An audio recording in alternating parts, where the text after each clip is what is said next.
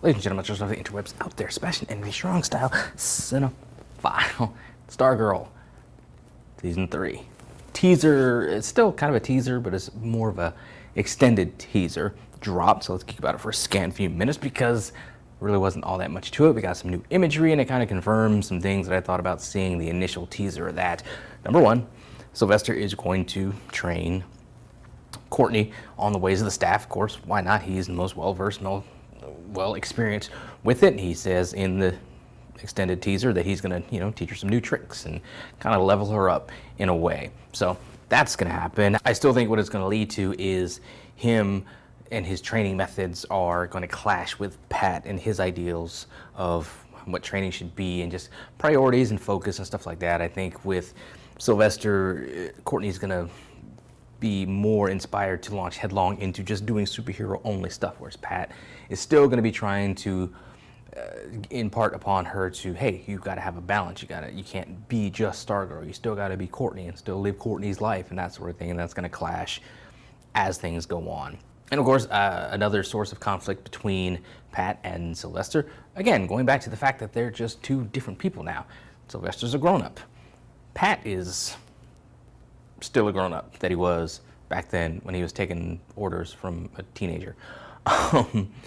But the fact that the Crocs live next door, and Sylvester even points that out, that a couple of people who killed like a lot of their friends live next door, and Pat is like okay with it.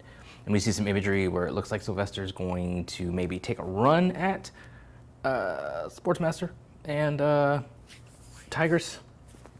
Remains to be seen if it actually happens that way, because of course trailers, they move stuff around, everything. We don't see stuff in the proper context. We're just guessing off the imagery that we see.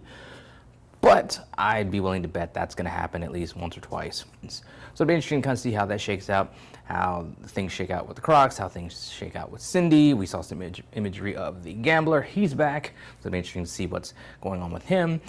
And we all know that Mr. Bones and his organization are the big bad. We just don't know how these things are going to come together. We just know that the bad guys are trying to be less bad guys.